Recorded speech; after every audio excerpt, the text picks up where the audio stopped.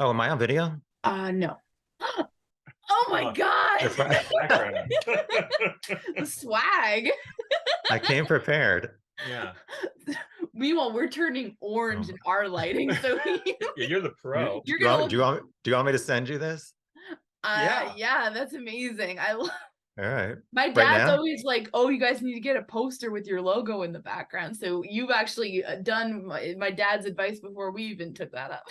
We were thinking about asking you a few questions too, just having it be like a conversation back and forth, obviously. That's fine. I did say that I wanted to start off by mentioning the Delphi donation funds where people can donate, Right. because I don't think a lot of people know about that. I'd heard about the Memorial Park and I had been meaning to donate for a long time, and I finally just did last week. For people who are nosy, I gave $200 to the Memorial Park, and there's a scholarship fund for each girl. So I gave $100 to Abby and $100 to Libby's scholarship fund, and it's $10 minimum for people who are wondering. So if people want to donate, they can go to abbyandlibbymemorialpark.org. And at the top, it has a link to donate via PayPal. You do not need to have a PayPal account. You can just enter your credit card information. Also on abbyandlibbymemorialpark.org, at the top, it says more, and you can click how you can help. They have some t-shirts for sale. Lastly, the Community Foundation of Carroll County is at cfcarroll.org. And at the top left, there's a menu where you hover your mouse over giving, and you can scroll down and click give now. You enter the donation form information. About halfway down, it says gift information, and there's a field for county, and you have to scroll to CF Carroll list fund name below, and you have to type one of the following three funds below. One is Abigail Williams Scholarship Fund, or you can do Liberty German Scholarship Fund, or the third one is the L&A Park Foundation Fund.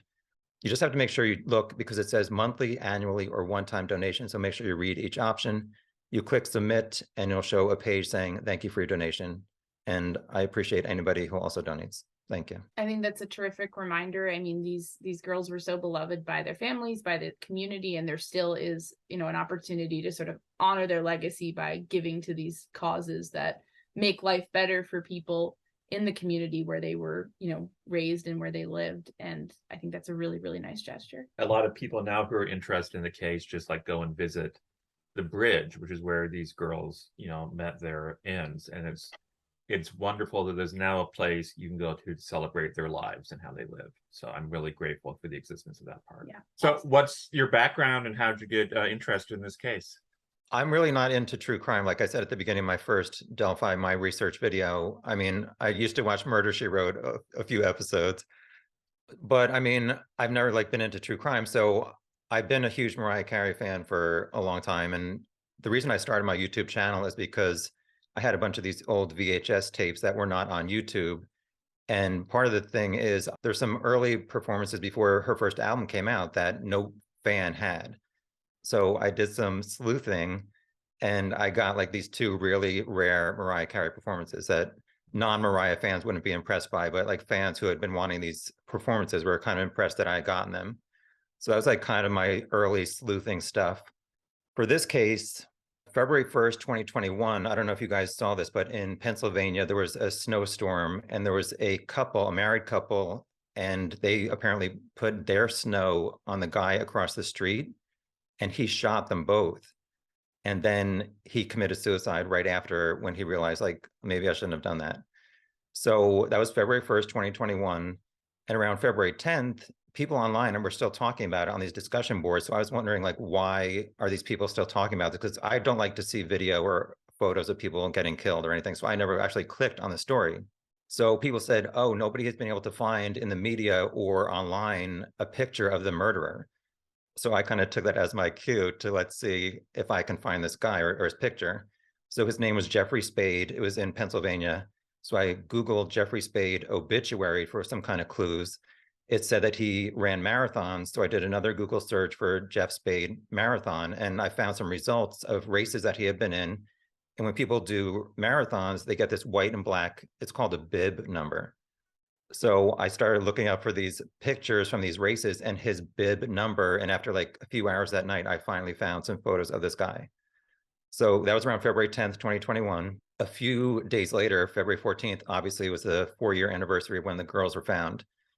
So I had never clicked on any of these headlines about the Delphi murders. I saw the headlines 4 years ago, and I just never was interested in clicking in it. It just seemed horrible, and I just didn't want to see it. So I did know that there was some kind of recording on video, but I never read an article. So around February 14th, 2021, I clicked some articles and some videos, and I don't know, I just became obsessed with it.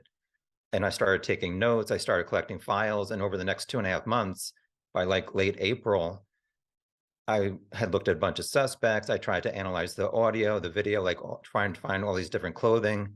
And at one point I was like, okay, I have to stop this. It's been like 2.5 months. I'm not going to solve it. But I didn't feel right just like giving up and like deleting all my files. So since I had a YouTube channel, I said, okay, maybe I will create a video, because I felt like there was not any Delphi video that had like everything that I had all in one video. So I spent like a week creating this video. I uploaded it in May 2021. It took a while for it to take off, but eventually people started saying some pretty nice things about it. So that was in, like I said, around May and summer 2021. And then people started asking me to do another case, which I didn't really want to do, but I felt bad because I got like 1,500 subscribers just based off of my Delphi video. And at the beginning of my video, I said, I'm not becoming a true crime channel, but a lot of people subscribe. So somebody suggested Missy Beavers. So I watched a video about Missy Beavers at 11:30 a.m. And 12 hours later, I was still looking into Missy Beavers. So I was like, okay, I guess this is my next case. Over the next 8 months, I spent 600 hours looking into her case. I did an almost 5-hour video on her. I uploaded that on her anniversary, April 18th, 2022 was the 6-year anniversary of her death. That's still unsolved. And people had been asking me during that time, can you do an update video on Delphi? So in the months since, I have looked into the clients and Ron Logan. I did upload that 4.5-hour video, I guess in early September, about a month ago. We were really impressed with your methodical, detail-oriented research method. It was really great work. Thank you. Yeah, and so I uploaded my files because people had also asked to share my files, which I think is helpful because I spent so much time, and everybody else spends all this time trying to get associated with the case and find these files. And so I created a website where I uploaded them just to help people try and save them time. Yeah, we've tried to do a similar thing with, when we get documents pertaining to especially Delphi that we, feel we can release, we try to release it, and, of course, do any redactions that may be necessary. One thing we really like about your channel is that you show your work in that way. And that's kind of gives people a sense of like, here's exactly how we arrived at this process. Of course, you also rather famously said you were mortified by your own channel. Can you elaborate on that? Like I said, I initially uploaded my old Mariah VHS tapes, and then people started asking me for some original content. And Mariah, at first, when she came out, she was kind of shy and she would just like not really be herself. And then like in the later 90s, she started like lounging on beds and chairs and couches. And so I decided to do some Mariah commentary videos lounging on my bed.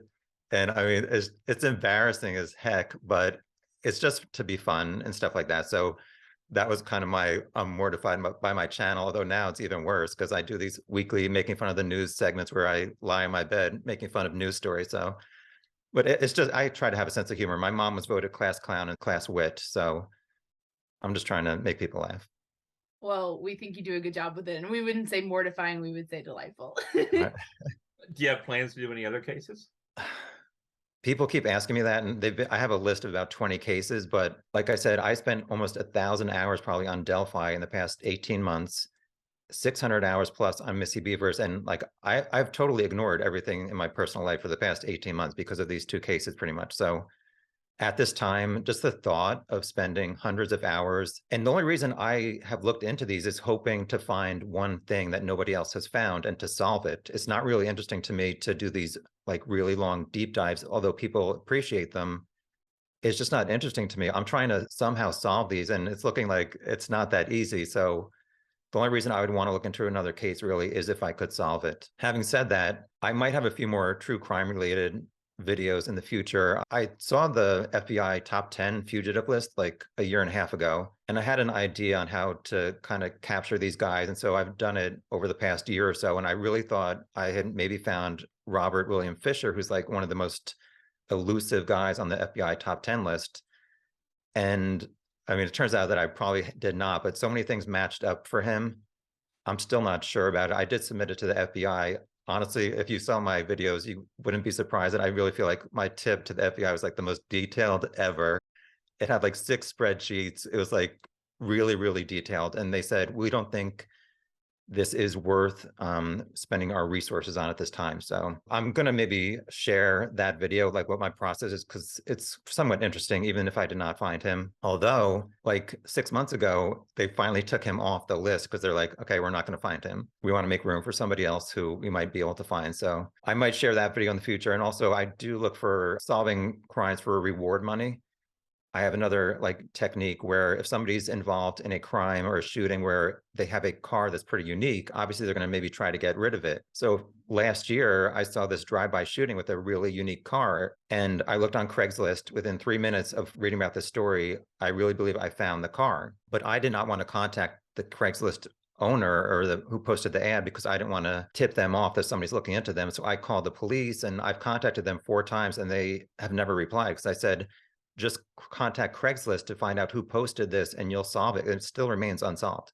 So it's like kind of frustrating, but I might do another video where I'm sharing some of those tips that I've tried to solve these crimes. But I know if I upload a video saying how to solve crimes and people say, well, what have you solved? And I say nothing, people are gonna be like, well, we're not following this. So I'm gonna wait until I actually solve a crime. So I really wanna at least solve one crime. So once I do that, hopefully I'll maybe do a video about it. Yeah, that's frustrating that law enforcement didn't seem responsive at all. Yeah, I have contacted quite a few police departments and hardly anybody ever replies other than Midlothian, where Missy Beavers was murdered. I was really appreciative somebody talked to me about that, but it's really hard to, I mean, obviously you guys might have a different experience with your background and stuff, but it's hard to get a reply. Even when I submit these tips and stuff, it's like, why aren't you replying to people? We've been fortunate to connect with some law enforcement people in different cases that we cover, but you'd be surprised, like, you reach out and you're like, hey, we'd like to spotlight this cold case that's unsolved and nobody has talked about for years, and nobody will talk to you. And it's sort of like, does no one care? I mean, we're offering you a free, basically, platform to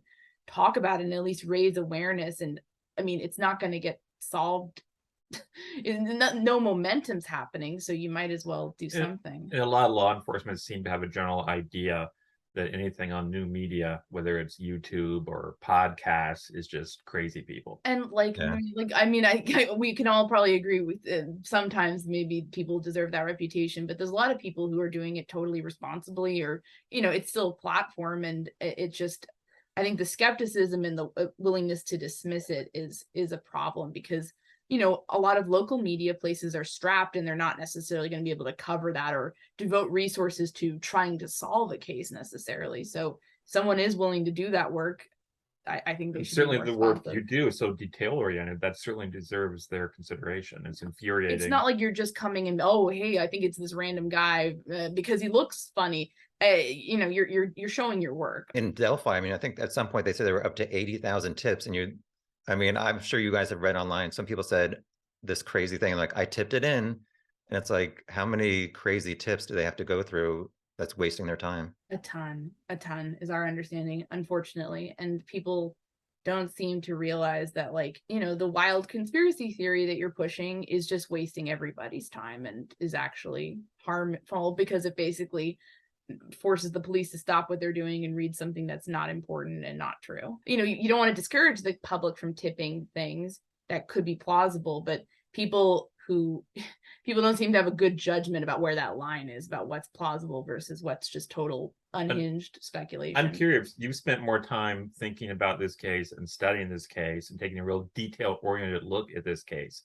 Do you have a personal theory about what you think is most likely to have happened? Even though I spent a lot of time, it's a lot less than a lot of people who have been looking at it for 5.5 years. So I'm not acting like I'm an expert, but even though I've thought about it so much, I hardly have any answers, like any concrete answers. And so I'm not going to act like, oh yeah, I know what happened, because honestly, I cannot figure it out.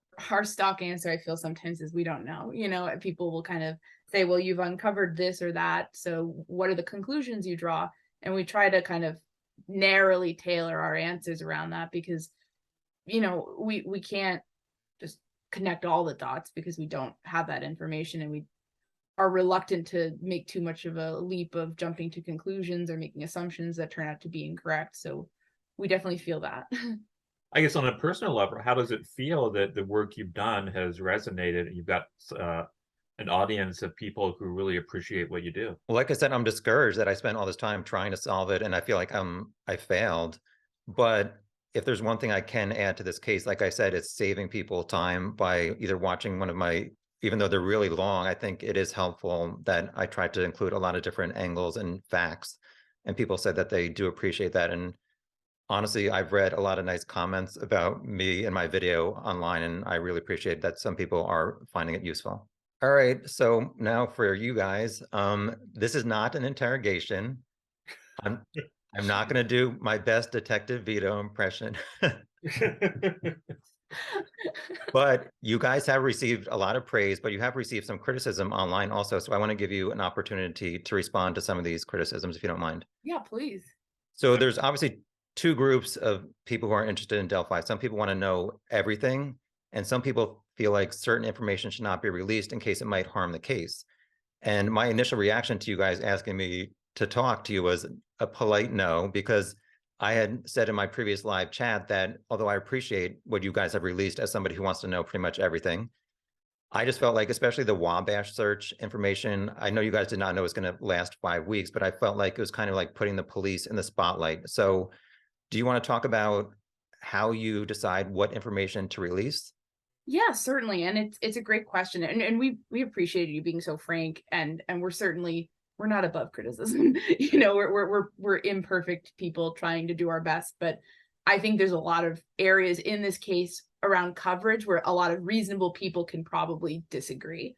I would say that our process sort of with Delphi in particular, given that it's unsolved and ongoing and subject to a really active investigation, it involves, I would say, kind of like identifying stakeholders, whether that's people that we plan to name in the episodes or people, law enforcement, family members, various people, as I'm sure you can imagine, being involved. And just kind of before we publish anything, running information by various stakeholders and sort of leaving and being open-minded and giving time to maybe assess whether or not certain things could be actively harmful to the investigation.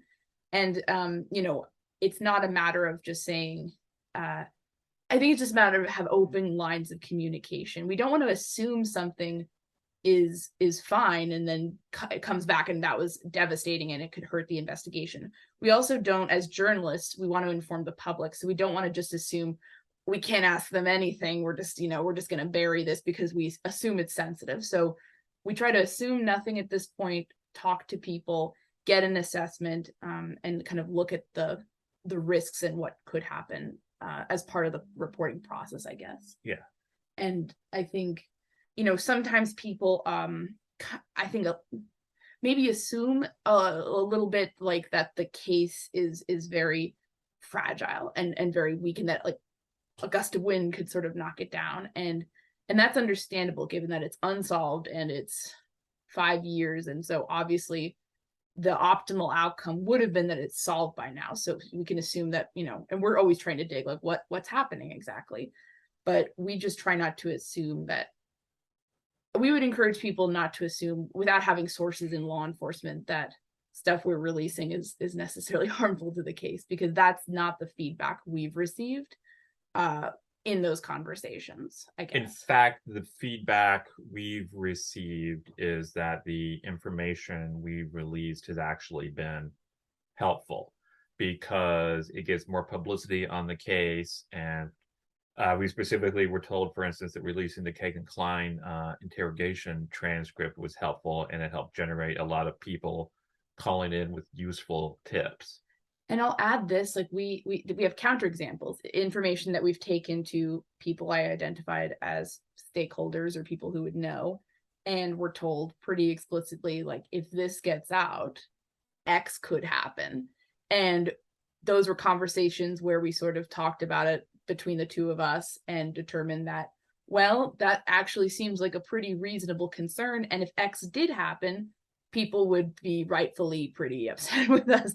And then we did not run with said information. And basically, we're open to running within the future if things change, if factors change, but we're not people, I think, have the assessment of us because we've released a lot of news that like we run with everything, and that could not be further from the truth. There's a lot we've not run with, not to hide things from the public, just because there were those factors that we determined that yes, this is too risky or this would be a problem.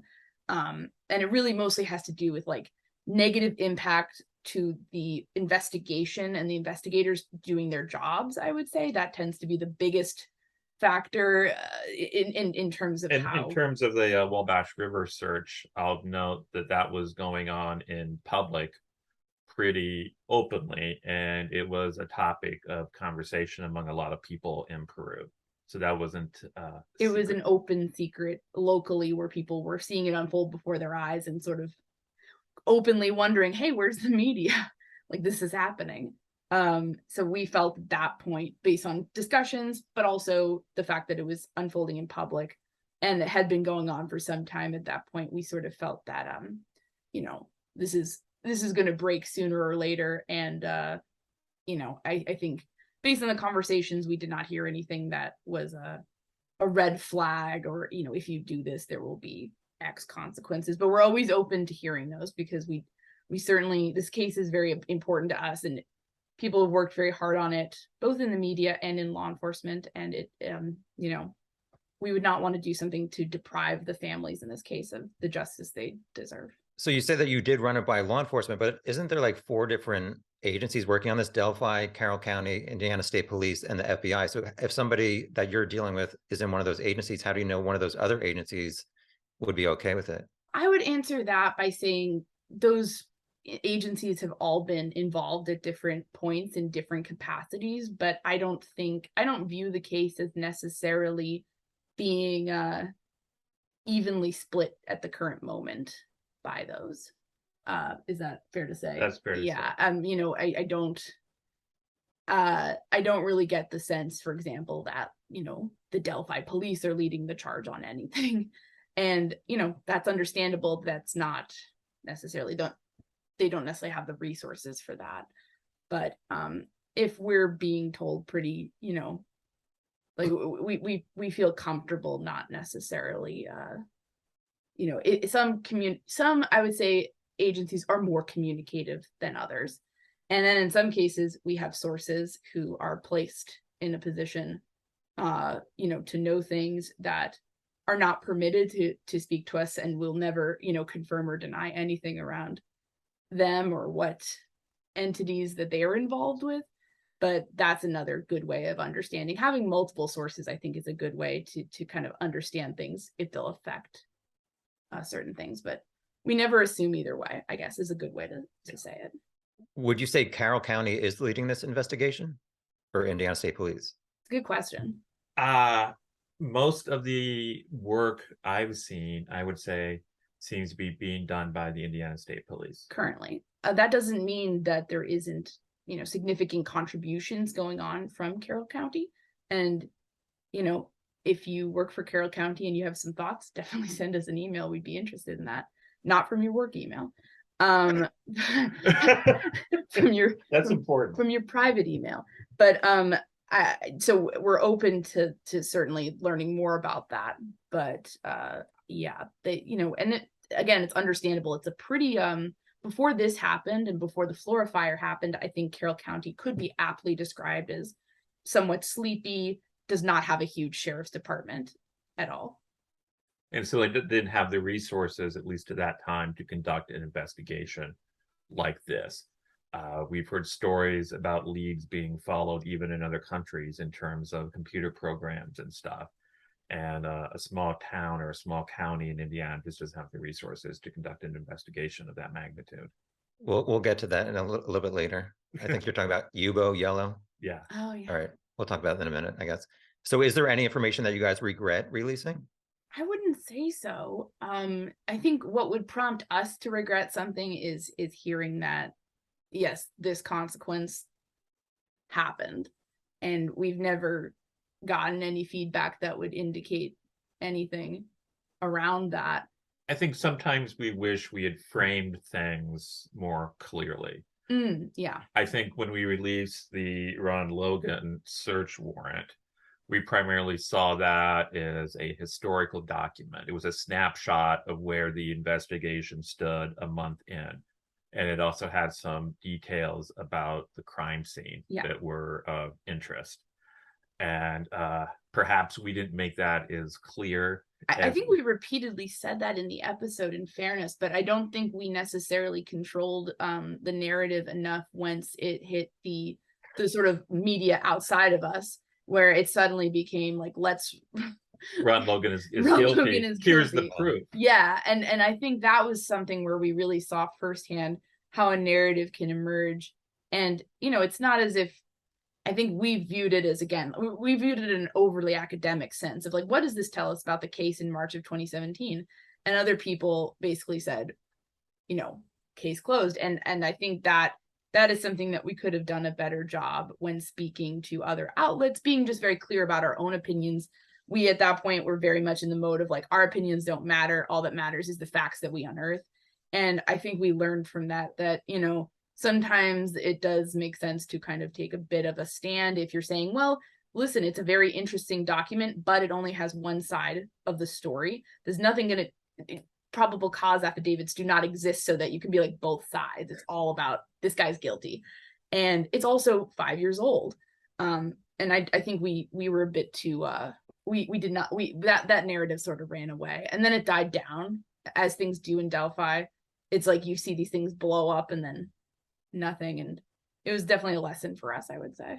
Do you guys feel pressure that now that you're known for releasing stuff, do you feel pressure like, oh, we have to at least come up with some new interesting stuff to keep people tuning in? Because people aren't well, maybe a few people will tune in for Tom Webster, but I don't know about that. You're a big draw. And I would say no, we try to really get out of that headspace in terms of, we don't see the case as just like something where we're gonna get a bunch of clicks now, because that's gruesome in our opinion. That's a gruesome way to think about the murder of two girls. It's one of those things we kind of just let things come in, and if we have ideas about like, hey, we can shake these trees and see what falls out, then we'll do that. But oftentimes we waste a lot of time on rabbit holes that lead nowhere, and that so that eats up a lot of our time. So but in all those cases, we don't publish anything because it's like it would be irresponsible or it's incomplete. We weren't able to quite verify everything. We don't waste anyone's time. We don't want to waste anyone's time, and we also don't want to. We feel at this point that if we have interesting analysis, it's sort of us talking, we'll release that, and if we have new information, we'll release that. But if we don't have anything, it's like, one thing that's always kind of interesting to us is that people seem to think we can get any documents we want, and they say, well, I don't understand why they're not releasing the bicycle road affidavit. Or it's like a grocery store run. They'll be like, can you get the bicycle road affidavit for us? It's like, yeah, we'll just pop over to Kroger. Like, leak it to us if you want. we can't just, that's not how any of this works. It's really hard to get documents. Kevin got the initial ones through a fluke, and then we can't talk about the other one, the Logan one. But I would say it's one of those things where people, it's also not, with sources, people sort of think you can just ring people up and ask them all sorts of specific questions on things. And oftentimes that's not how a source relationship works at all. And then, verifying things, you might hear something that's really interesting and seems to fit a bunch of stuff, but if nobody else will confirm it or says anything, you got to kind of just sit on it until you can get something else. So it's a very slow process generally. And I think, we never want to rush things. We never want to just put out something on Delphi just to put it out and get people all riled up. That's not how we ever want to operate. And yeah.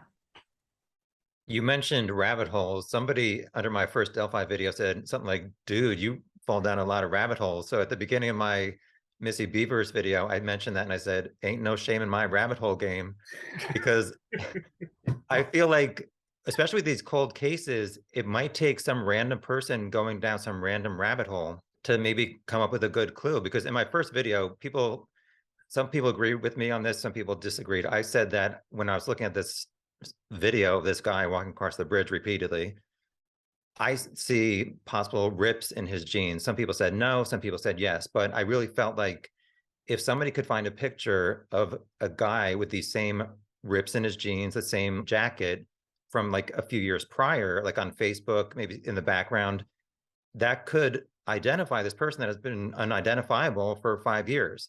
So ain't no shame in anybody's rabbit hole game. Yeah, I would say as long as people are doing it responsibly and not like accusing random people of like murder, I think that's fine. And that's like a good discussion for people to have online and sort of maybe like, hey, maybe it's this possibility or this, or maybe this fits, you know, where he could work or what kind of person would be out on a Monday afternoon. And like, I think where we are more, you know, we're more interested in, I think, following the investigation and following like where has it been, where is it going, what's happening now. But I think some level of speculation is going to be necessary for any sort of unsolved case because there's going to be blanks that you need to fill in essentially in order to talk about it, I would say. But we've certainly wasted a lot of time on a lot of rabbit holes, both in this case and in Many cases. Burger Chef. That's the big case that your podcast started on, right? We're trying to solve it. I don't know if we ever will because I think we could get answers. I don't think it could be adjudicated, to be honest. It's too messed up. And I hate saying that because for a long time I was like, no, we can prosecute somebody. And now I'm like, we'll be lucky if we kind of figure it out and are not able to prosecute it. I just wanted to point out that Kagan has been talking to multiple people and talking about the case. So it's not like you guys just have this police interview and you're the only ones releasing it. Kagan is talking details about the case and other people are also releasing it. Like I knew about the red Jeep like a few days before you guys released it. So it's not like you guys, I just want to point out, you're not the only ones who have this information and are releasing it.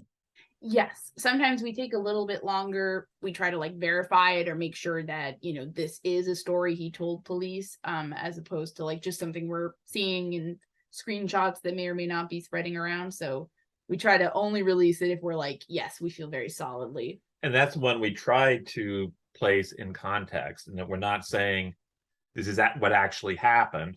All we're saying is that this is what a known liar told the police. Yes, and maybe he tells them something different an hour later. It's really important to contextualize a lot of this because you're dealing with people in general, and specifically Keg and Klein, who can be pretty untrustworthy when it comes down to it. And just repeating, yes, this is the solution, that's probably an irresponsible way of doing things, just because maybe in most cases you'd have things start clicking at this point, but just we know how much this guy has a problem with the truth, and we don't want to, you know, just be a platform for his lies. Yeah. Somebody posted on the internet that Kelsey, Libby's sister, did not approve of your content. So I searched her Twitter to see if she ever said that. And I saw her tweeted that she had a conversation with you guys. So I'm not going to ask what the content of that was, but I assume that she nor anybody in either family, Abby's or Libby's, has ever asked you to stop doing what you're doing. Do you want to comment on that? They've not asked us to not do it. I would say, you know, we never want to speak for the families. Obviously, we are in contact, but we do not want to be, you know, they're very intelligent, thoughtful people, and they have their own platform that they use to speak on the case. So we don't, it's like some of this like online discourse, like we never want to be in the position where we're like, the family likes us, like, you know, like, and like trying to use them to like further our cause, because that feels really sleazy. We do run stuff by them before publication just to give them a heads up. They've asked for that. They've asked for that. And also it's understandable because this is their granddaughter, this is their sister, daughter, it's their kid. So obviously they want to be informed, and we don't want to upset them in that sense of just kind of dropping things and then learning it through reporters asking them for comment, essentially. But they've never asked us to stop covering the case. Yeah, we try to be very communicative with the families, and that's, you know, when we're asked to be. And so and that goes for other cases as well. We try to kind of reach out and make those connections. And so in this case, people oftentimes, I think in this case in particular, attempt to use the families as like a way to cudgel others, and I think that's lousy to be putting them in the middle. It's not a game, you know what I mean? It's not like this podcaster versus this YouTuber or whatnot. You know, they're real people navigating this very unusual situation where they lost their Libby to like a very publicly documented crime that a lot of people are interested in, and they're being bombarded on all sides. So we just try to be respectful. But I mean, I think we're happy with the relationship and that, you know, this communication. Kevin, some people have criticized you as a lawyer for using Indiana My Case to access, especially that one document that was uploaded by mistake. Would you care to reply to that? Basically, when something is in my case, a person can just go into the courthouse and get it. So it's not like I was doing anything devious or underhanded. It was classified as a public document. It would have been accessible to anyone. And so I've discussed this with other attorneys and the bar, and I've not heard any criticisms of it. Again, in the Delphi case, you have a lot of people with, you know, the University of Reddit degrees in law and media and ethics.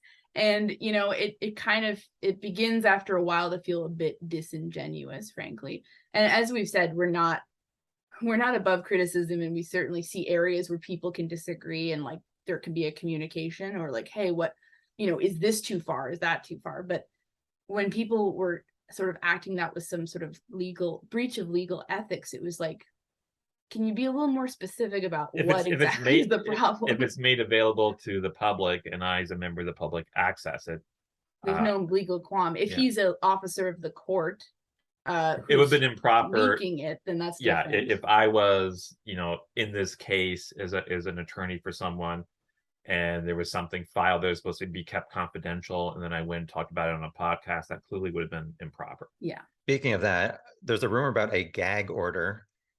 Do you guys want to talk about that? Oh my gosh. Yeah, that was, so we were, I guess it was some sort of internet rumor that we had been gagged. And we have not. That's not true at all. And that's also not how anything works. We actually looked, because we were curious about this, like how often does that even happen, if at all? Because it sounded something like that's not how the media or law enforcement tend to work. And the closest approximation we did find for it was something called prior restraint. And that's basically, let's give it a purely hypothetical explanation. Let's say that an FBI undercover agent is the subject of some sort of like New York, you know, a part of some sort of New York Times article, and they're going to name this undercover officer. And the agency, the FBI basically comes in and says to a judge, files an injunction and says, we do not want them to name this person. The rest of the article is fine, but if they name this person, like that's going to be a problem. So we want them to hold the story. And a judge will sometimes agree with law enforcement and say, you can't publish this with this person's name yet. And those cases are, I mean, exceedingly rare. And typically in a case like that, what will happen is the judge files something, you know, they put a stop to the publication, and then within a few days, it's dismissed because our legal system tends to very heavily favor the First Amendment, freedom of the press, freedom of speech. And such gag orders are considered, you know, a pretty extreme measure. There would never be anything like you would go to the New York Times and say, you know what, you guys can't write about the FBI anymore, or you can't write about, you know, this case anymore. Like that's just they almost never happen. And when they do happen, they're very, very narrow and very, very specific. And public. We actually found out about this rumor because a reporter called to ask us about it. Yeah. So if something like this did happen, it would be a pretty big news story. It would be a big news story because it would be, wow, something big is happening and law enforcement is taking a very extreme move to deal with it. And I don't think we'd want to live in a country where police could say, oh, this particular podcast or this particular newspaper is not allowed to report on this case anymore. Some people have wondered if we're going to get thrown in jail at points. People have like reached out, like, I just want to make sure you're okay and you're not being arrested. That's just not how any of this works. We're not in a police state. And there's ways that police agencies can kind of, you know, like deal with things that do not resort to filing a legal motion. You know, that's kind of that's a very much a course of last resort. So, and frankly, if we ever do get gagged, I mean, people will be hearing about it. I mean, we won't be allowed to talk on whatever the information is, but like it would be a big deal, and we would probably want to talk about it to like flag that some real crisis of the First Amendment is happening. And then I'll add to that, there were some people saying, well, it wasn't a gag order, it was a cease and desist letter, which is a totally different thing, obviously. The murder sheet never said they didn't get one of those, but we did not get any legal papers whatsoever. No, nor a protective order file. Like, anyone can send a cease and desist letter. Sometimes people send, frankly, frivolous ones to kind of threaten somebody to stop talking. And then other times they're sincere and they're sort of like, we will sue you if this keeps on going on. And so with us, we've never gotten anything. So, you know, and it's kind of like, if there's a case, there's a case. If there isn't, then it's just kind of like a, you know, a stern, you better stop it.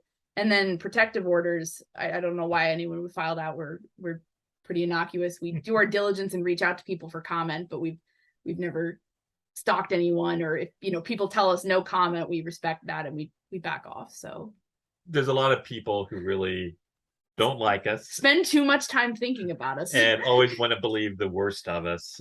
We'd rather you be obsessing and nutty about us than, you know, the family members in this case, because they've gotten enough of that for years. And like, it's not right what some of the things that they've been through and the accusations that they've had to deal with that were just, you know, nasty stuff. And, you know, so our attitude is like, whatever. We're not on most of the social media platforms anymore. You know, it's like, we have to look something up. Obviously we'll go in there, but we're not engaging with a lot of it, because it's just silly. And I think most people see it as silly. I think most of the community is actually really chill, and they're just kind of like, let's get some information. On your recent episode about Kegan's visitors online and in person, you guys interviewed somebody who has been communicating with him via phone, chat, video, letters, and you guys received some criticism afterwards because people, I guess, found out that this woman has done some pretty, I guess, I did not know, I've heard of her, but I did not know about this stuff that she had done. So I really don't blame you guys if you did not know, but people kind of questioned your vetting process if you had known about, I guess she criticized the families and the girls. Do you guys want to talk about that? Certainly. That's Kelly Brown. We interviewed her on a episode we did about people who were in communication with Cain Klein and sending him money. Yeah, we didn't know most of that. As we said, we kind of avoid a lot of the social media stuff. I would just say that, like, in this case, she was in communication with Cain Klein. The reason we wanted to hear her side of it was because we were doing a report on people who were, and she was one of, there were 5 other people who were sort of in the mix in that. And she was the only one who actually went on the record with us. So we kind of, if we're going to be talking about you or something you're doing, we are going to reach out and try to say, okay, can you tell us why you were doing this? Especially something that was controversial. With this, it was people were really questioning, why are people essentially having these sort of sexually charged conversations with an accused online predator who's sitting in jail and sending him money. We were even hearing from people in Peru who were saying, like, oh, well, he has a very, you know, a series of very wealthy girlfriends who are all funding his defense. So part of the reason we wanted to uncover this is because, like, that's a kind of horrible rumor and, like, yikes. And so we kind of were like, well, who are these women? What is going on? Who are, like, what are they doing? What are their motivations?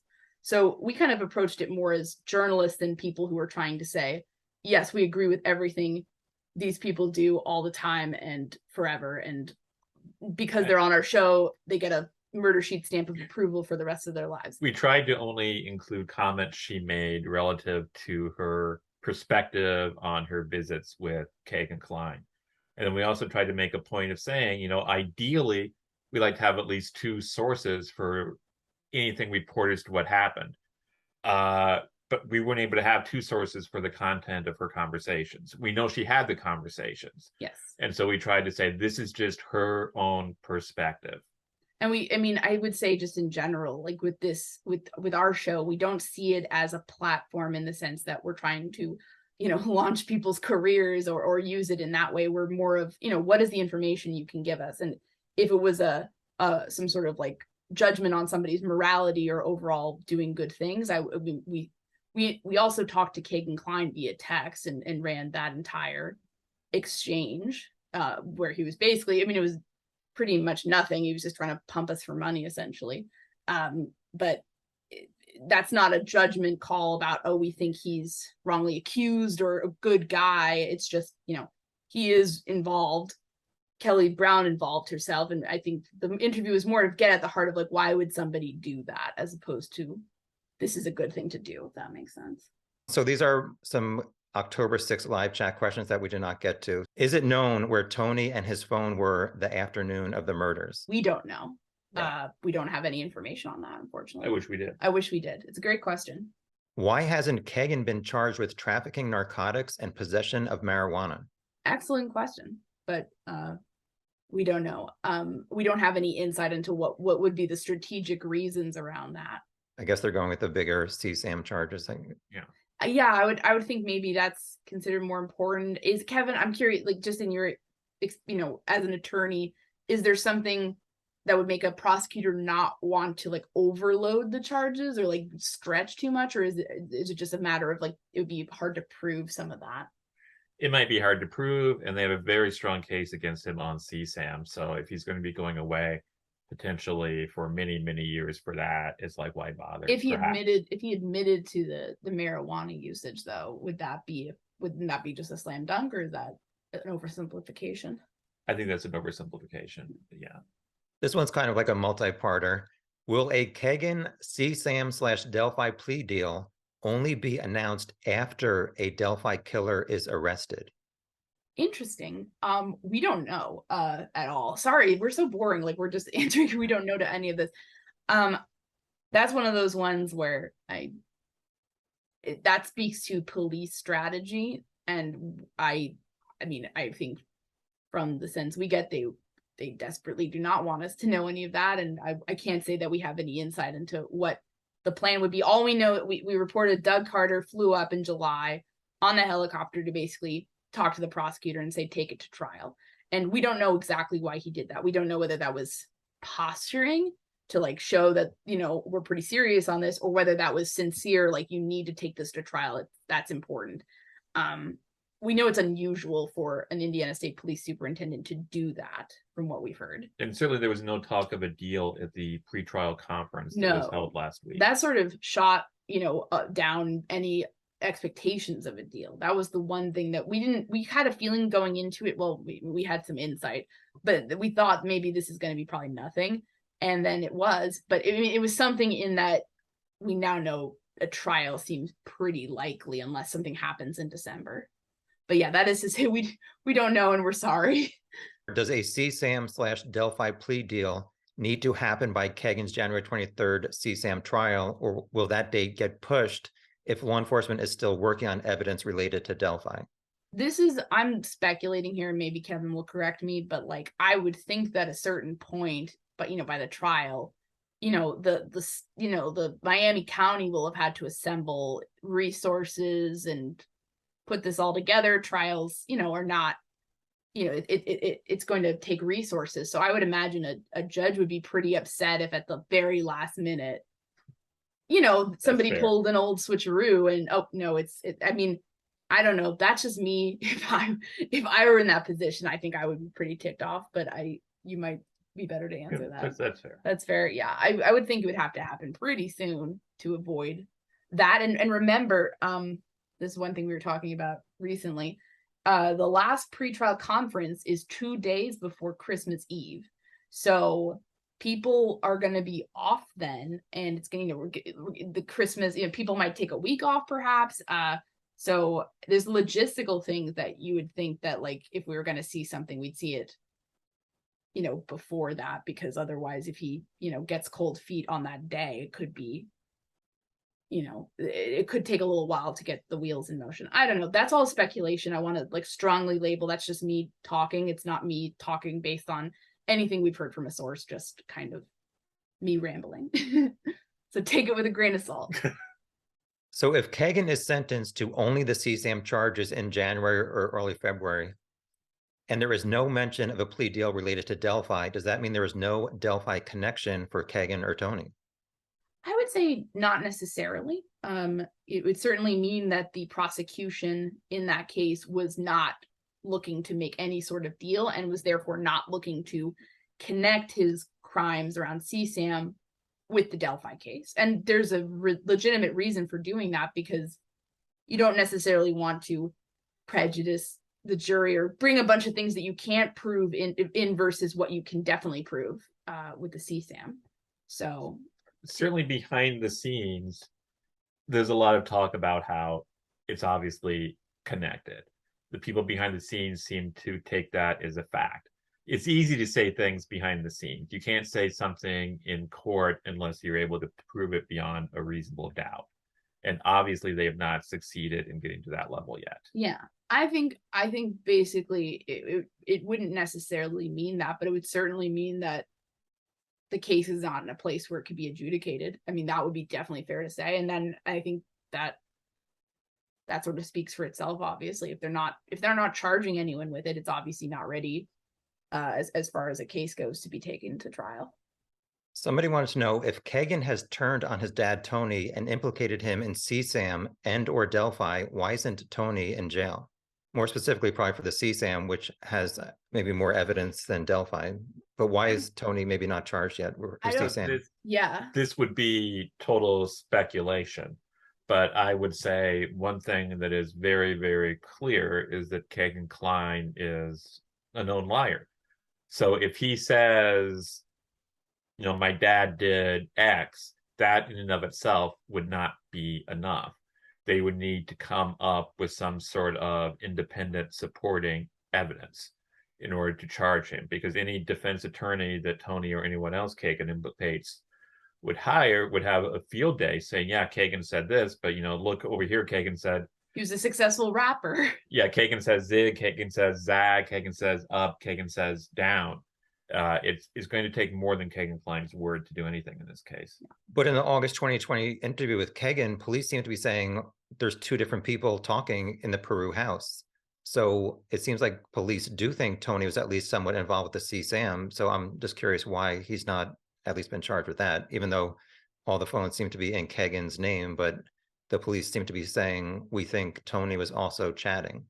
Yeah, that's a question that we would really like answered ourselves, I would say. I don't know if we know every bit of information about why that is, or what would be necessary to bring charges against another person in this case. But it's a good question, but it's one I don't think we can fundamentally speak on from an informed place, because, we have some of those questions too. Any idea on the type of evidence the Kleins might have tried to dispose of in the river or burned? I don't know if we know for sure. I think we've heard a lot of rumors, and there's been a lot of speculation. Obviously, this is speculation. Murder weapon, technology, we don't know, I guess is a fair way of saying it. What exactly the target was, or like what the story was about when it was tossed, or what exactly was tossed. We don't have that information. It's very frustrating because we get things and we're able to verify them. But then understandably, people have a lot of follow-up questions about like, well, okay, well, can you be a little more specific? And we don't always get that immediately, or, ever. Hopefully, that would be one great thing about a trial in the Delphi murders. Obviously, maybe a step towards justice for the girls, but it would also possibly answer some of these questions about like what exactly happened here, or like what is the narrative? What is the story? Tell us about what the person who did this did. And so that might be something down the road. I don't know. I mean, I'm not saying that there's a trial coming. I'm just saying that like we're not at a place where we know that. Somebody had a question. You guys did an episode with an interview where you did with a girl named Kayla who had corresponded with Kagan online. And this person said, can you verify if the teenage girl, Kayla, who met Kagan actually saw him close up in person? Because I had listened to that episode, and 10 minutes in, she kind of stumbled on her wording and said, quote, I have not met him face to face. But then it seemed like maybe they were far apart. She said he was sweet in person. So I guess this person and I also want some clarification. Do you know if she saw him up close? I would say about 90% of our interview with Kayla, we put in that episode. Yeah. We know she had some sort of a online relationship with Kagan Klein. Certainly, we verified that. And that was actually our first contact with law enforcement in this case, is they reached out to us after the Kayla episode, and we helped put them in touch with Kayla. Yes. And we don't really know the results of anything after that, because we sort of so because of that, we backed off basically, because if you find a witness that the police have not yet talked to, if you talk to them too much or do too much trying to investigate the details of their story, you run the risk of contaminating that witness. We didn't know that going into it. Basically, we didn't know that they would be interested. We kind of took the approach of like, let's just email a bunch of people who've been interacting with Kegan Kline on Facebook and see what they have to say about the whole thing. And so then that interview came about, and we sort of we also I believe we tipped that as well. I think we kind of let them know, or we were in communication pretty quickly afterwards. I don't think we tipped them. They called us. Yeah, they called us, and then we kind of put them in contact. That was kind of a shocking moment. We just put out our little podcast, and then we get a phone call, and the caller ID is Libby and Abby tip line. We were like, oh no. Wow. Yeah. And so we kind of backed off pretty hard after that. So because of that, we don't have a lot of the details. We know that she's talked to them. We know she's talked to them, and we just, yeah, when that's an example. I mean, that's when I think we can publicly talk about, because we were public in the first place. But there's other instances where in the future we might have come across some people where we once it became apparent, we kind of just there've been other couple of times we came across some witnesses who had stories not dissimilar from Kayla's, and instead of putting those on the podcast, we put those people in contact with police. Yeah. Do you know how law enforcement found out about Kegan's Marathon gas station in Delphi search? Because you guys had said that he searched on the day of the murders for Marathon gas station in Delphi. This person wants to know, do you know how law enforcement found that out? No, we don't. Correct me if I'm wrong, Kevin, but my understanding is that it would have happened, well after 2017, and it would have happened as, sort of revisiting some older leads that had sort of propped up earlier. So it's like a kind of, okay, let's look back around basically at the Kline situation. Which I guess happened when Detective Vito took over.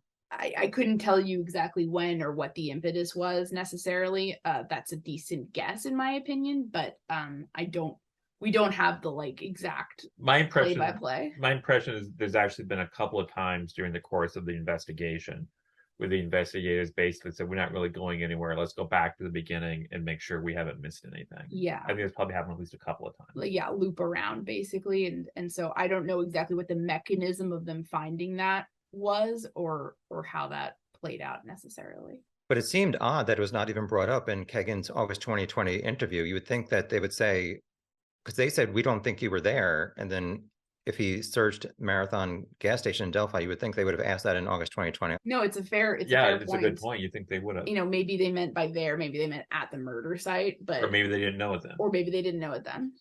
We've talked to police in other cases involving catfishing, and they've told us that the amount of evidence to go through from these devices is massive. Like if you printed it out, it would be almost like truckloads of information.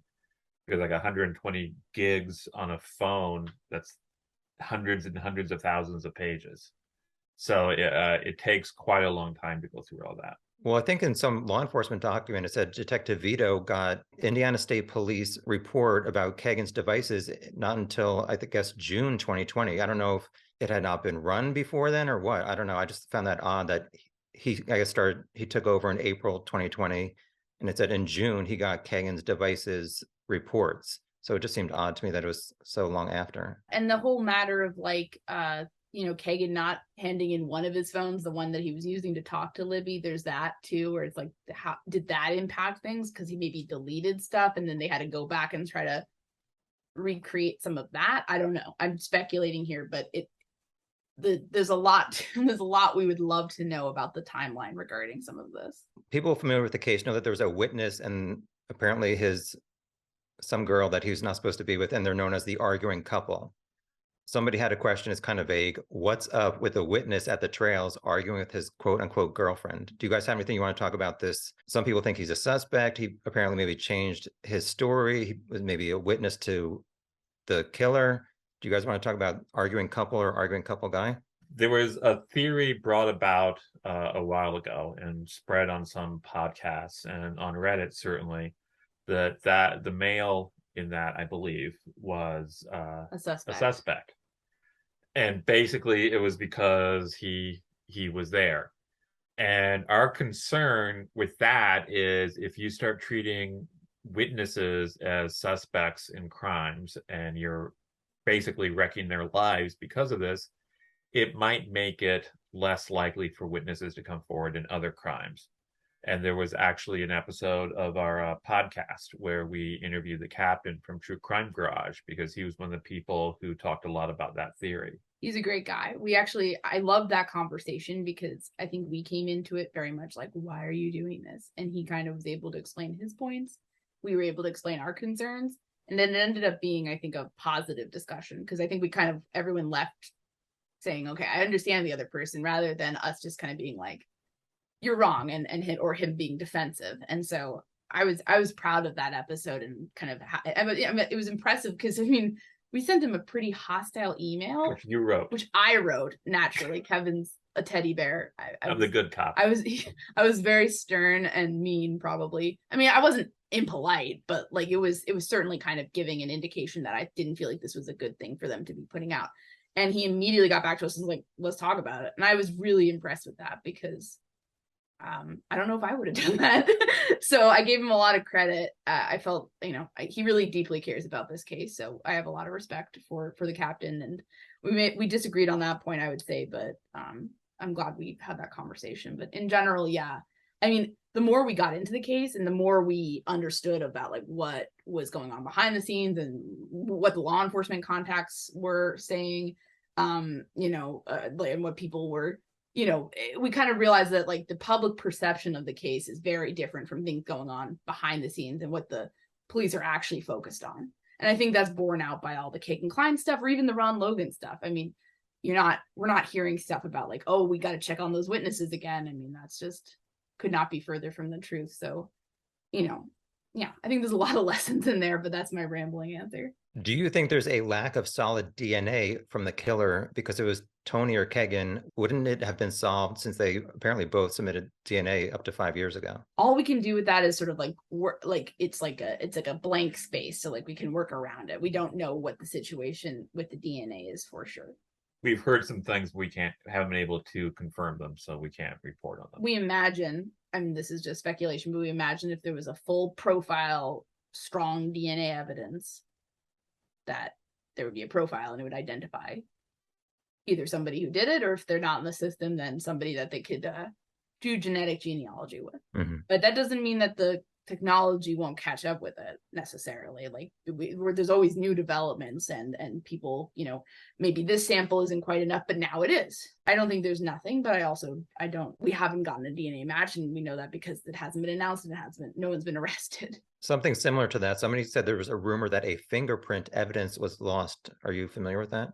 I've heard that rumor, and the places where I've heard it from have not typically been a source of reliable information, is the way I'll phrase that.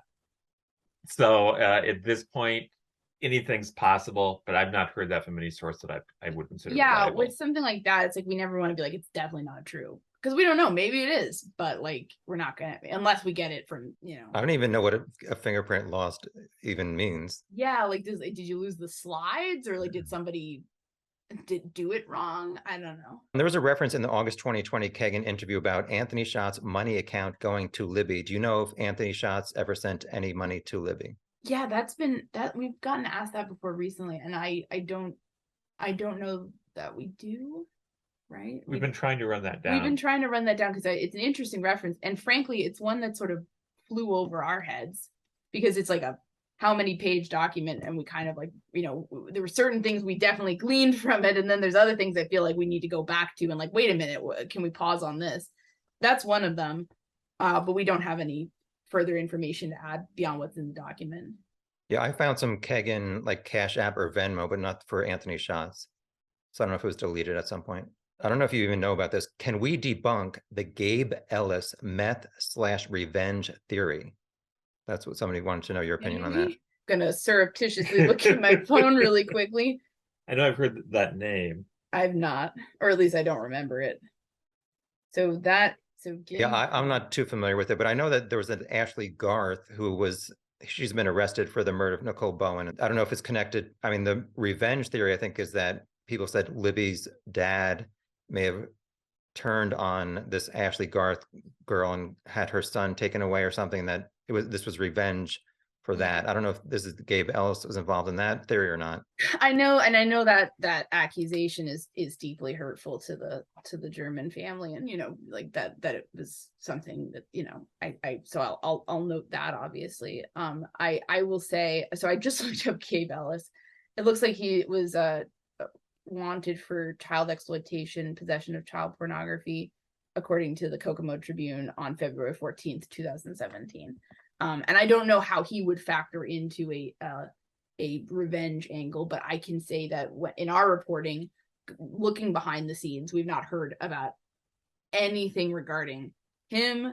What was the other guy's name? Garrett Kurtz. Yes, Garrett Kurtz, who was initially, we thought he was interesting because we'd heard from somebody that... Yeah, when we first started looking into this case, it feels like a lifetime ago. Yeah, like 500 years ago. Someone who had a lot of law enforcement connections told us that they were telling him that the people investigating Delphi thought the case was in a very good place because one of the people involved was currently incarcerated. And so we did a little bit of research and said, oh, they must be talking about Garrett Kurtz. Yeah, we sleuthed it. And we're completely wrong. In hindsight, we think they were talking about Cain, but we didn't have that name then. We did not have that name. And so we've not heard about any of that being any sort of a factor at this point. Certainly seems like a heinous crime that this guy is accused of, so doesn't minimize that. But I think one thing that people really need to remember, and that is really hard to accept, unfortunately, is that there are so many awful things going on constantly everywhere. And we all have to just kind of deal with that, and that not everything is connected, unfortunately. Some things are. Some things are, it's going to turn out, oh, wait, this was relevant to that. But everything is not connected. And you have crimes that sort of, unfortunately, target children and involve all sorts of things, and online predation and sexual crimes that will turn out to have no relation to what happened in the Delphi case. And it just is, Delphi is like any other place, and that there's a lot of bad people doing bad things, and it doesn't help the situation if we don't acknowledge that. It's a depressing thing to come to realize, though. I mean, certainly no one wants to think that like all of this is just happening randomly, and we all have to deal with it. All right, one last viewer question, then a few of mine. Have you heard anything about the trail cameras that were not operating? Could they have been tampered with?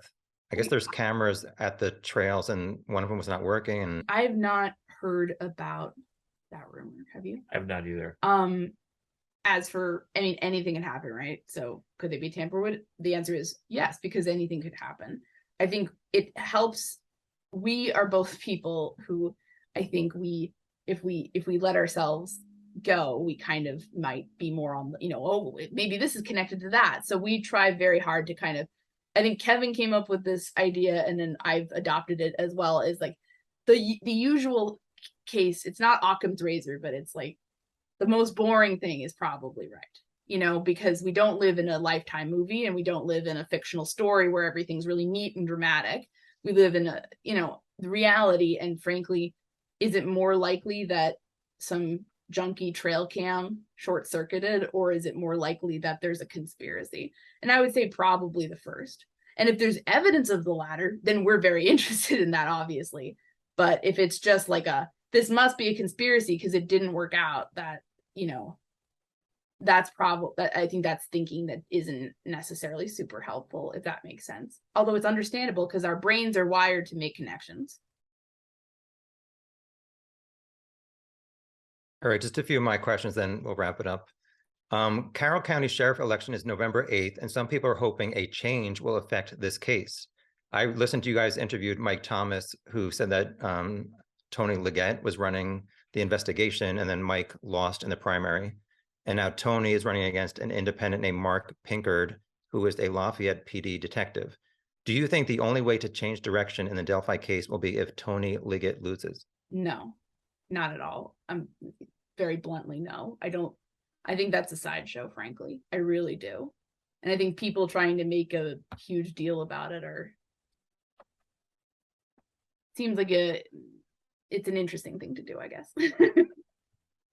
And we're recording this on Tuesday night, and this isn't going to be released until Thursday, by which time the news will probably have broken. Earlier today, Mike Thomas actually filed a lawsuit against Carroll County Sheriff's Department, saying that he was discriminated against and bullied and faced workplace harassment because he had some ideas about the Delphi case that were not pursued. And because he ran against Liggett for sheriff. So Delphi was not the supreme focus of it, but he did cite it in his lawsuit. I think that's going to definitely make a lot of people who, like to do conspiracy theories happy. But do we think it's necessarily super relevant for the case? Not necessarily, but we're kind of in the process at this point of gathering information around that. But I would say that at this point, it's a dramatic idea to have like a local race turn out, be what the fate of the case turns on. But we would just remind people that I don't really understand how much work Carroll County is doing on this case currently. I'm not saying it's nothing, but I don't know if that's where the solution is going to come from. And earlier there was actually another lawsuit filed in which someone from out of state alleged that Tony Liggett violated the Federal Hatch Act and did some other election law violations in the course of that campaign, and that complaint was dismissed. I think a lot of people have a lot of passion about this case, and they really want to get involved and imagine different things can make a difference. But I certainly agree with Anya. I don't think that the results of the election are really going to have too much difference. Yeah, I think Carroll County's been through the ringer on this one. I mean, people in Delphi and people in the surrounding areas, they've been like, this has been a damaging case, not just for them because they lost these two little girls and they don't feel safe in their community anymore, but because outsiders kind of come in, make a bunch of assumptions about local leadership, local figures, everybody's corrupt, everybody's this or that. And, I would just urge people, how would you feel if people, outsiders, were doing that to your community? You'd probably be pretty dismayed by it. And let's just all have a little empathy and not necessarily assume the worst about everybody without any hard evidence. You released the Marathon gas station had video that was not able to be retrieved, possibly due to law enforcement errors. Other than video taken by Libby, are you aware of any video or photos that law enforcement have of a man dressed like the bridge guy or somebody else resembling a killer? No. Nothing that we've been able to verify. We've heard rumors.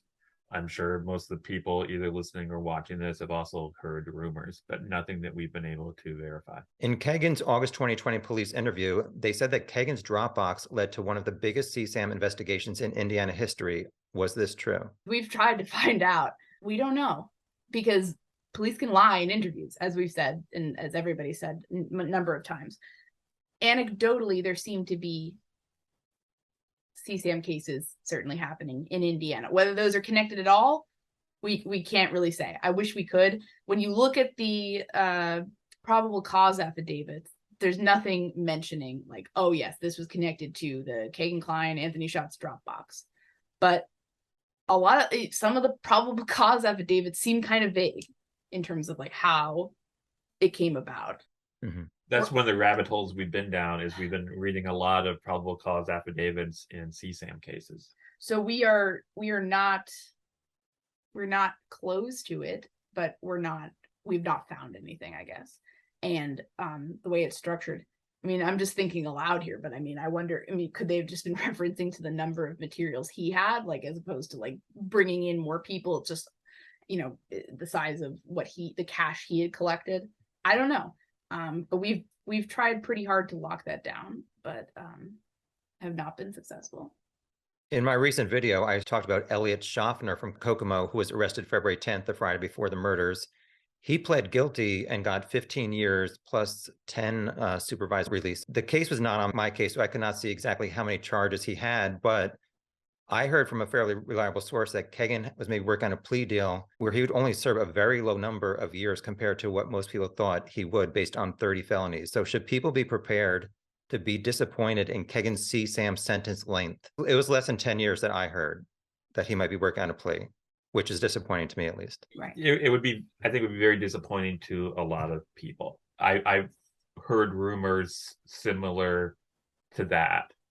And I think that might be part of the reason why Superintendent Doug Carter wanted this to go to trial.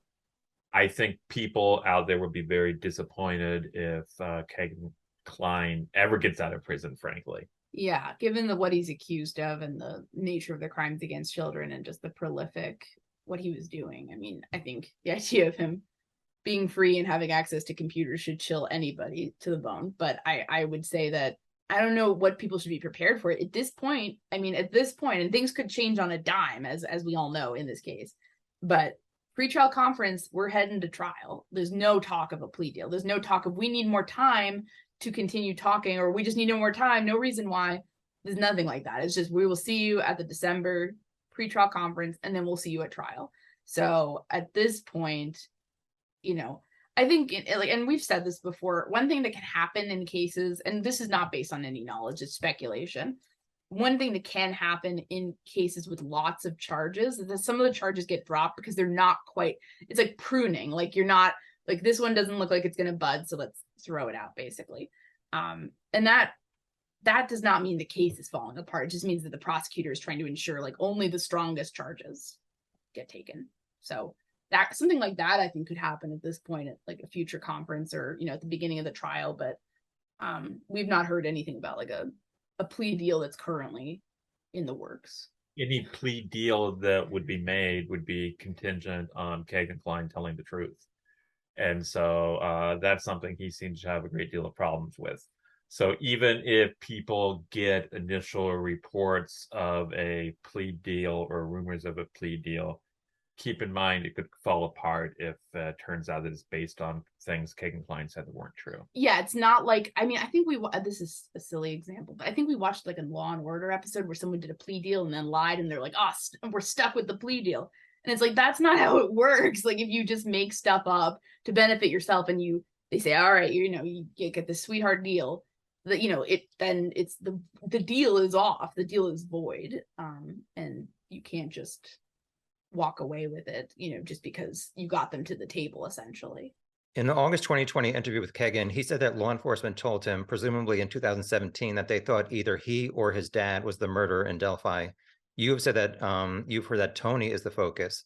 And other than the reference to the writing style and punctuation in chats the morning of the murders that were referenced, and referencing my dad in quite a few of these CSAM chats, I have not really seen anything that shows that Tony would have a reason to be on the Monon High Bridge that day, meet Libby, who is a 13-year-old girl, or be mad enough to kill her. So without revealing specifics, are you aware of any evidence that reveals why law enforcement thinks Tony is the murderer?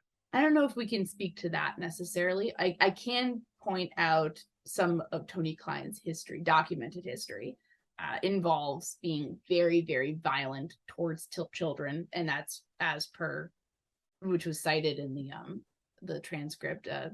We interviewed his stepchildren, and what they said was pretty horrifying. He was charged with stalking an 11-year-old at one point, being violent to her mother in front of her, doing sex calls to people he didn't know, some people he did know, which is a non-contact sexual offense. And then the matter is basically, I mean, if you go up to Peru and talk to people who knew him, and we've talked to dozens of people up there at this point. I mean, he was the town perv who would go around and look in women's windows and, masturbate. And that's what he was. That wasn't like a few people knew about that. That's just an open secret. So there's a lot of stuff about him that definitely I think should certainly interest people who. And as we said, there's stuff that we know that we're not able to discuss for one reason or another. So there have been a lot of men speculated about online as being the killer. Are you aware of any law enforcement evidence pointing to anyone other than the Klines as being on the bridge or involved? Well, I would say certainly the March 2017 Ron Logan affidavit pointed to at least interest in him at that point, and people saying, okay, here's the case against him. What are we looking at? And I think our opinion is that certainly was compelling enough for a probable cause affidavit. I mean, he's been violent towards his exes. They're on his property. He lied that day about elements of his whereabouts. So certainly understandable why law enforcement at that point said, okay, we need to look at this and look at the property. So I mean, that's why we kind of published that, because it was sort of like, where was it in March 2017, and what does that say about where the case is now that nothing happened out of that, essentially. So other than that, and other than the few public comments that have been made about, oh, we cleared this guy or that guy, or we're not going to take any more questions on this, we could say at this point the focus is not on Ron Logan, it's on the Cain angle. So you had said, I think at one point, that the police said that the Kleins, I guess in their February 25th, 2017 police interview, said that they were in Las Vegas on February 13th, the day of the murders. It seems odd to me that Tony and Cain got home like pretty much directly after their, which was at February 21st to the 25th Las Vegas trip. They get raided. Did both of them somehow know to tell police we were away in Vegas on the 13th? I don't know, it just seems kind of odd to me. It's not more of a question, I guess, just your observations about like them saying they were in Vegas when they were not. We just don't understand why that wasn't like checked or vetted further. I don't know how that deception was able to stick. You know what I mean? Like, I would think that there'd be ways of It's odd checking that. So it strikes us as odd too. But there was some sloppy police work being we done. also find it very bizarre, and we said this again, and we'll keep saying it until we get a satisfactory answer. We think it's bizarre that the FBI publicly cleared Cain after that raid a day, like right then, when a simple no comment would have sufficed. Or listen, you don't want to ruin a guy's life just because you're looking in his house, so you could just say something like, we're looking at multiple angles at this point, we're not pointing a finger at any one person, we're just looking for information. Like, boom, like, just, I mean, the fact that they cleared him publicly is really shocking. We have a lot of questions about what the FBI was doing in February. Yeah. So in Cain's affidavit, it said in his 2017 interview, he said he was effed. He packed an extra bag for Vegas.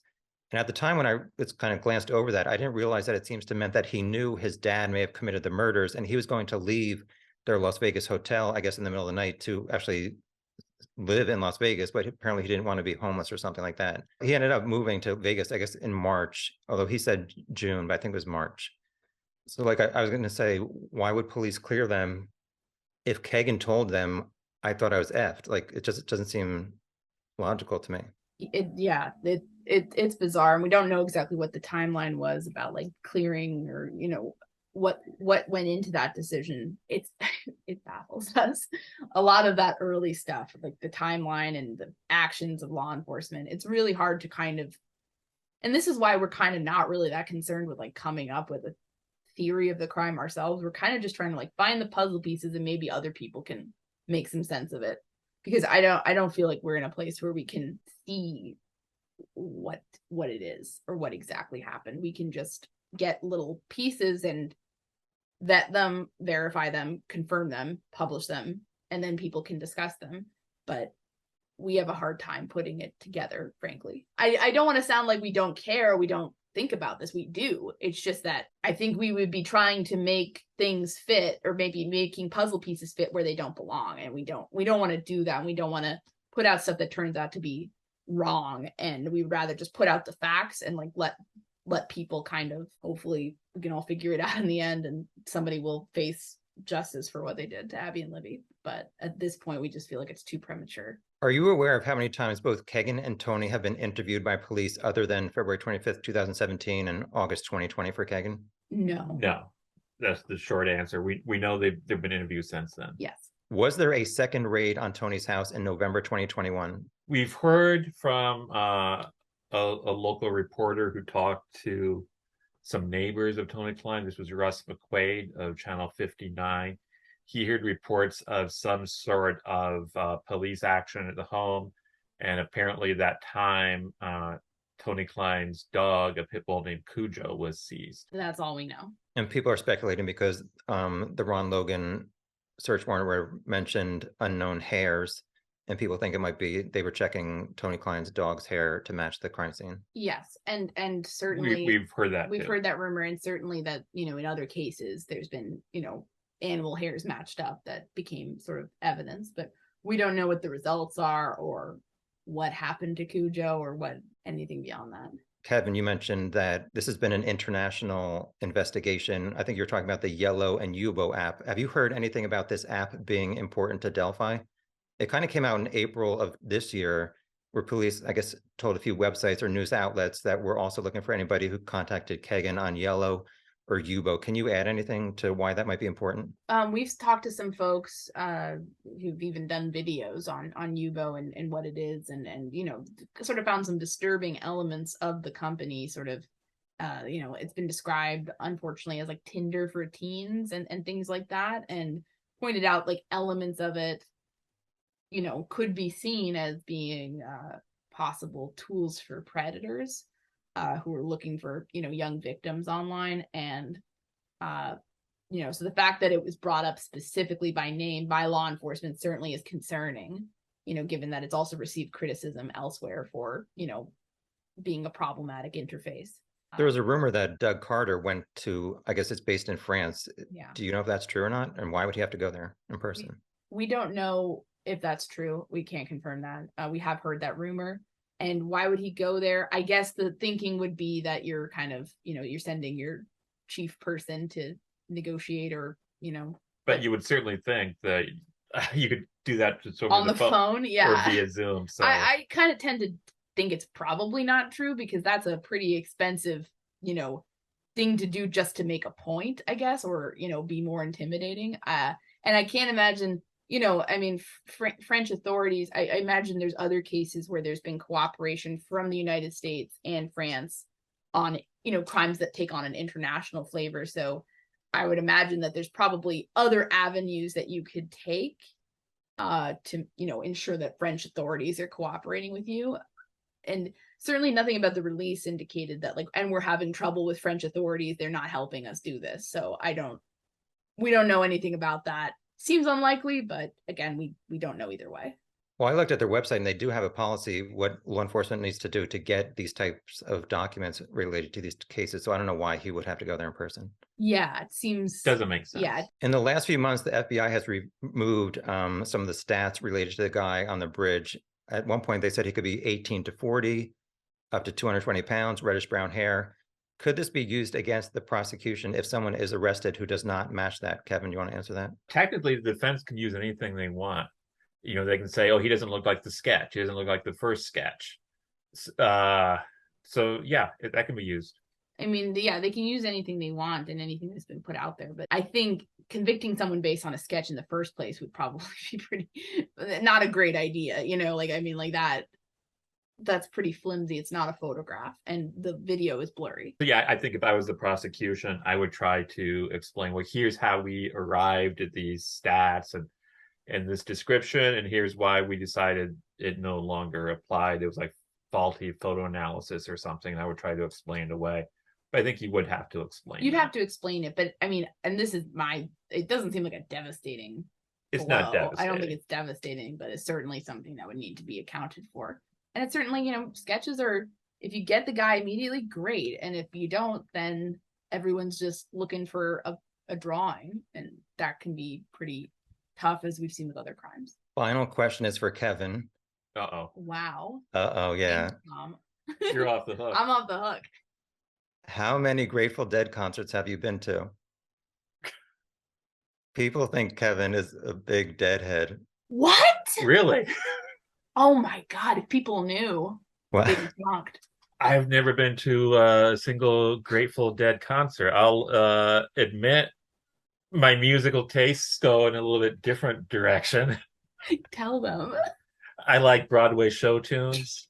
I like Frank Sinatra. He's the biggest Sinatra fan. We do like some more contemporary music. Just over the weekend, we went to a Jason Isbell concert. Yeah, that was fun. In the Ryman in Nashville. That was nice. Is it because he has longish hair? They think he smokes pot.